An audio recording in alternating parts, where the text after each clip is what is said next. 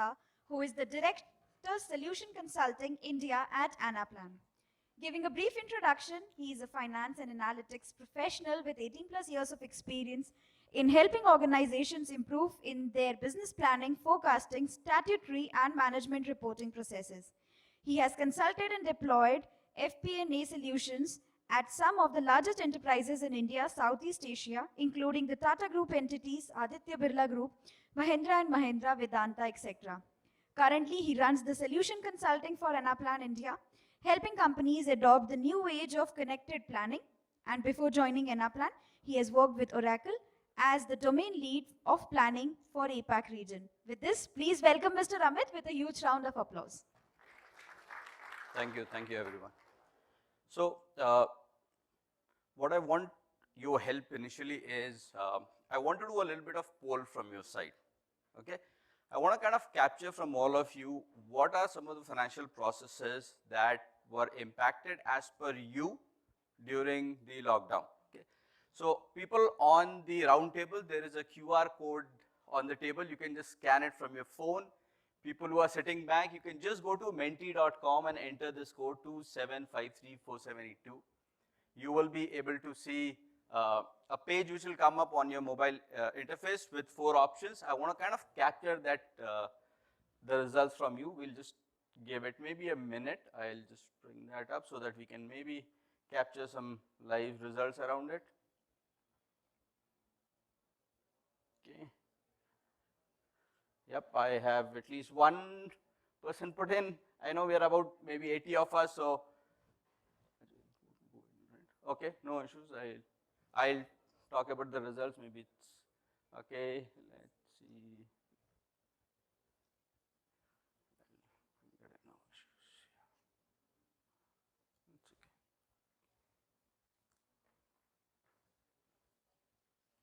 okay. Okay, I can see some results. Full screen now. Okay. Yep. Okay. I can't see the overall number, but great. I think many of you have voted, and you continue to vote, which is good. So I wanted to kind of capture what is you as professionals have found out as the areas which are getting impacted, and I'll probably stop here. You can kind of continue to vote. But if I kind of look at the numbers, you'll say about 25, 25, 10 and 40, and yes, as we are kind of voting up and down, it's kind of going ahead, back and forth.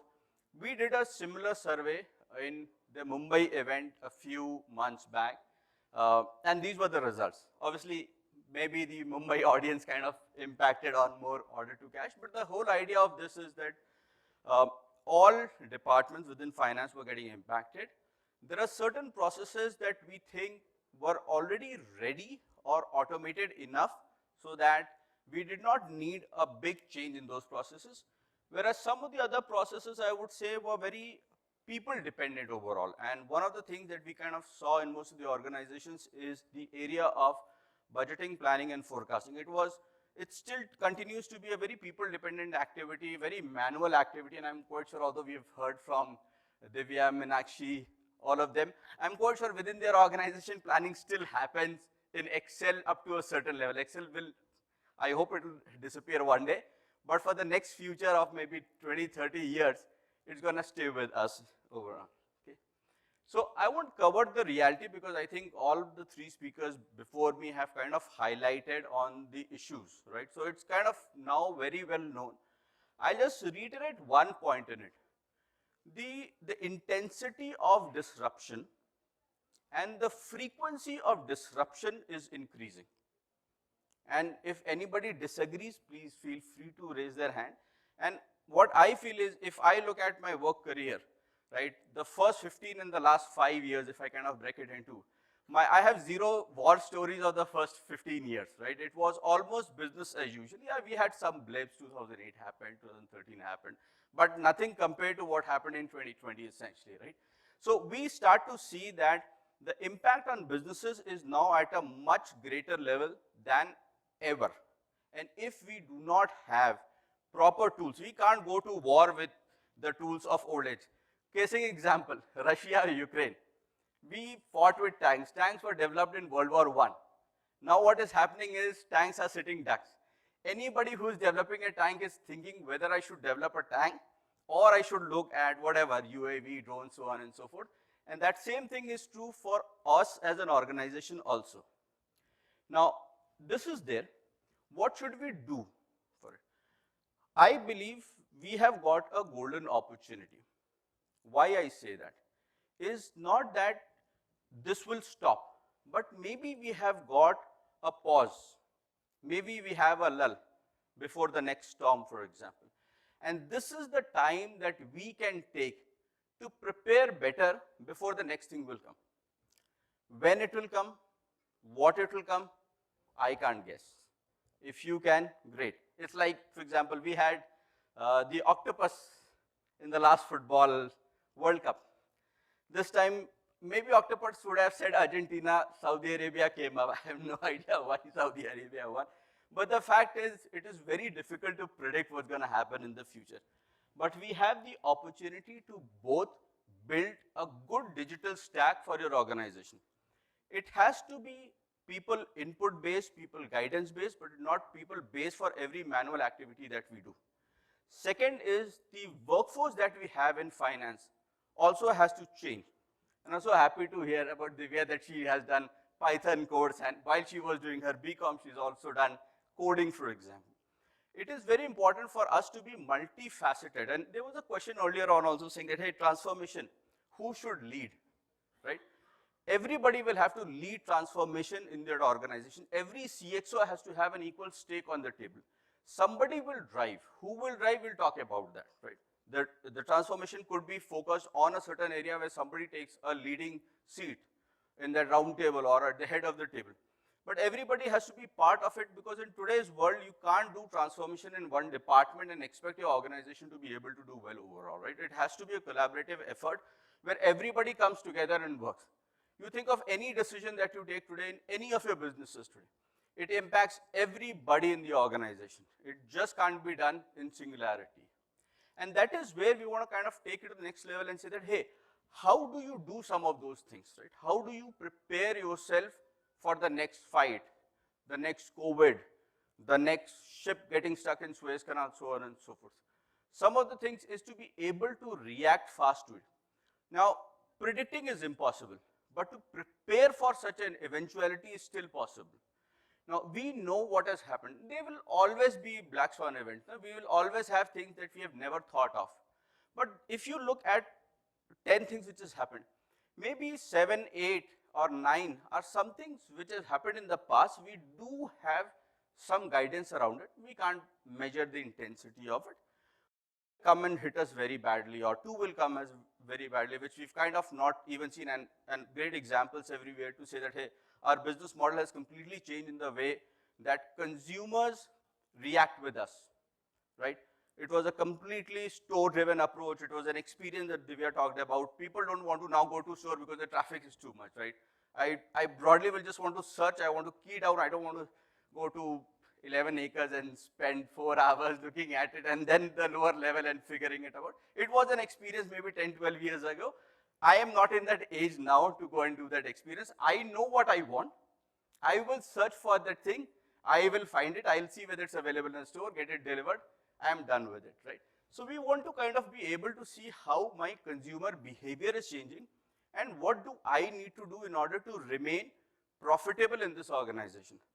Should I keep 11 acres? Should I have a smaller format stores, which I think they started doing in Mumbai? Real estate is very expensive here. See my size of the house in Bombay and you guys are having in Bangalore. Also, we want to add external information. Planning or any business process today cannot be done with an inside-out approach. It has to be outside in. And I think Ashish talked about the fact that external signals kind of come in. We have to be able to incorporate that. Getting some of those external signals are going to be difficult.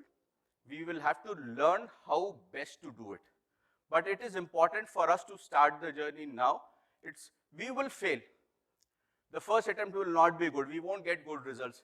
We'll get data set which like the first output which comes from machine learning, nobody is able to figure out what the hell is this, right? We will improve on it to a point where it becomes good enough or better than what we would have ever thought of.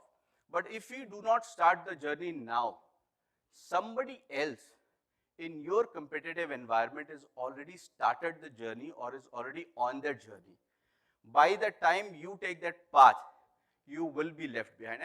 And history has proven that long back. And if, in fact, if you look at maybe the top 50 companies last 25 years and what they are today, that list is completely changed, right? Last 10 years, companies have come up who are bigger than what companies were there.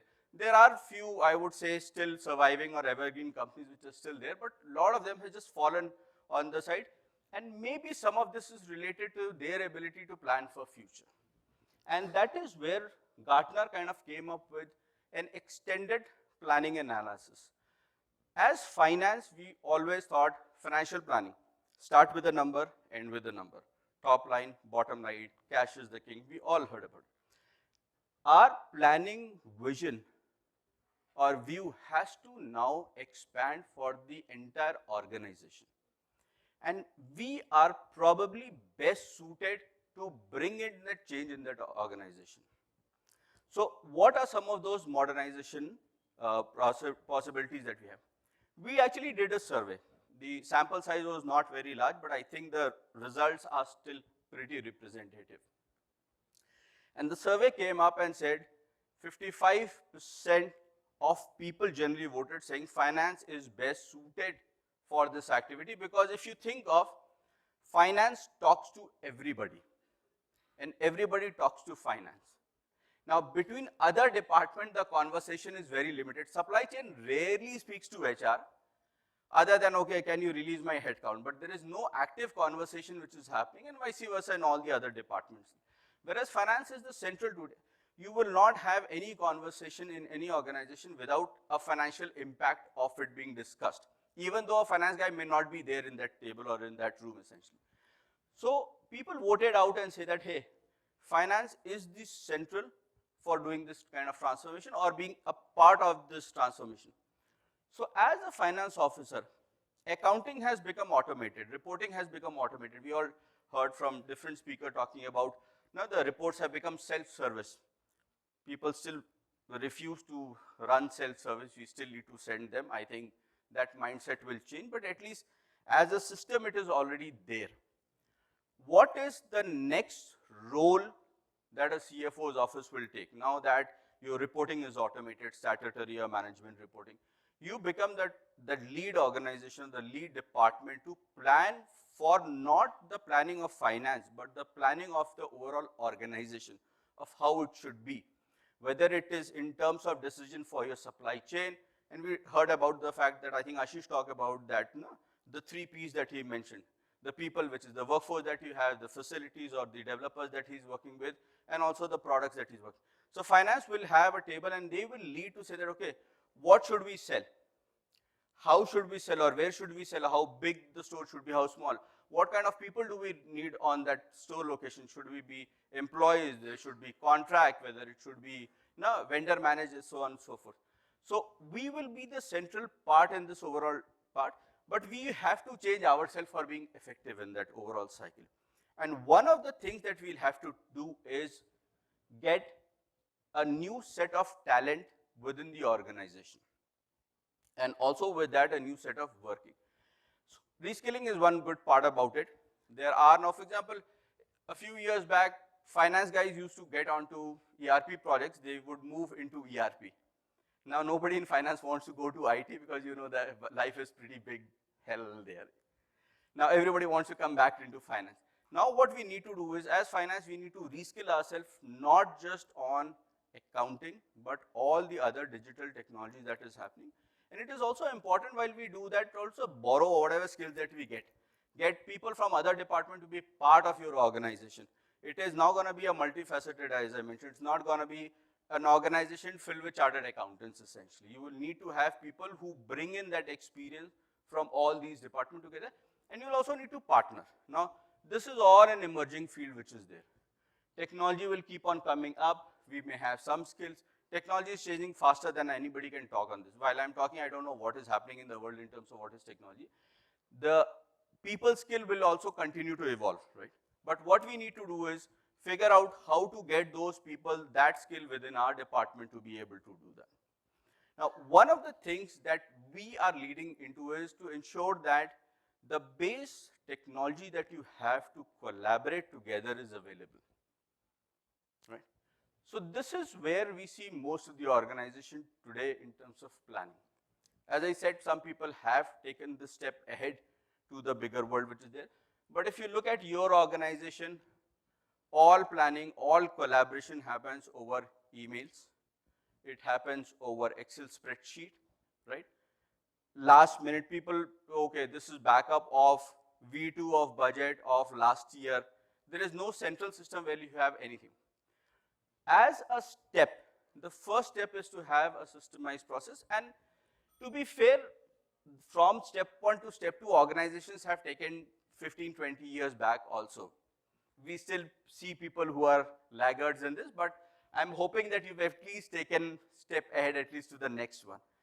Where we are talking ahead is to kind of modernize into the next tier, which is essentially what we're calling an 𝗘𝗍𝗔, where you become the collaborative force to bring in different other departments. Initially, it will be as input, but you have to also value add to their processes, right?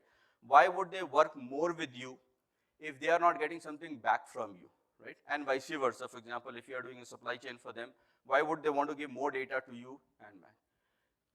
The final step is where a full-fledged 𝗘𝗍𝗔 essentially comes in, where you have a collaborative processes across all the departments. Finance being central to it, but supply chain thinking, what should I sell? Where should I manufacture? Build or buy? But what is the financial impact of it? Why finalize the overall number along with sales? Finance knows my revenue forecast not based on a historical trend basis, but actual sales forecast or the consensus demand plan that is there. So I am bringing in the finance layer to a planning at all levels. HR department says, you know what, bonuses is going to pay next month. I have done my planning. I need to figure out, do I have enough cash in my books to be able to do that? And not every company is cash rich. I'm quite sure there are a lot of you who are cash rich. But if you are not, then you'll have to take certain decisions. Should I delay it? Should I have to take a revolver loan, so on and so forth? And that overall will bring in improvement in your margin and also growth in your organization. These have real benefits for your organization when you kind of push that ahead. As Anaplan, we have been talking about this 𝗘𝗍𝗔 for a long time. We've been talking since about 2017. Gartner took this up much later, around 2020, and 2021 they essentially came up with this white paper around 𝗘𝗍𝗔, which kind of validates our thinking or our founders' thinking essentially around extended planning and analysis, where we want to kind of have all the departments collaboratively plan on a single platform. But 𝗘𝗍𝗔 is a journey for an organization. It is not, I would say, one step to reach there. You start with where you are, you solve certain challenges, you bring in the next level of challenge, and then you continue on that journey on. There are tools in the market. Gartner looks at everybody equally. There are tools in the market. What differentiates is the ability to do all the department planning on a single platform. Now, we have all worked with ERP vendors, and if you heard my bio at the beginning, I have also come from one of that. Now, they have so many different tools, right? If you go to an ERP vendor, they will have 20, 30, 40, 50 software to sell, which will do all of it. Yes, they have everything, but it is all disparate. And then again, you come with the same challenge of having it very siloed. You want to have a process, you want to have a platform which is able to do all of this, but in a way that everybody can have their level of details, but at the same point of time, it can collaborate easily, which means that having a common platform for conversation. This is what we have been doing to kind of just simplify it, and I won't take time because I know one bell rang for me. This is where we were, or maybe some of you are. This is where essentially we will be, or most of you, I want you to be there, which is the level 2. So think about your real world cars, right? The last car that you had were very manual in nature, right? You had manual wind down windows, no sensors. Today you have automatic headlights, rain sensing wipers, our entire airbags kind of run on sensors, so on and so forth. The third level is already there. not so much in India, but for example in US, Tesla kind of runs all automated cars, right? You can put that on a destination, it will drive it yourself. The same thing is essentially happening for planning. If you are here, there is a step ahead to be connected in that nature, but it is a tool which the business user will be able to manage it themselves. With you, will then be working to the third step, which is work towards an autonomous enterprise where a lot of this planning can happen baseline automatically, and we do management by exceptions overall. We only pick up those threads where we need to really look at it, and maybe the rest 70–80% of the business can kind of go automatically in terms of planning. If I can probably skip, I wanted to kind of capture it. If you have time, you can just go back to the Menti once more, again scan it. It's the same code, but it will be the second question will kind of come up, and again I'll just bring that up. What I wanted to do is I wanted to kind of ask you where you are in this overall journey, right? And so whether you are not yet started this particular journey, so if you're still on your phones, if that link is still there, you can just go back and click and answer that. I'll just check if it's kind of come up.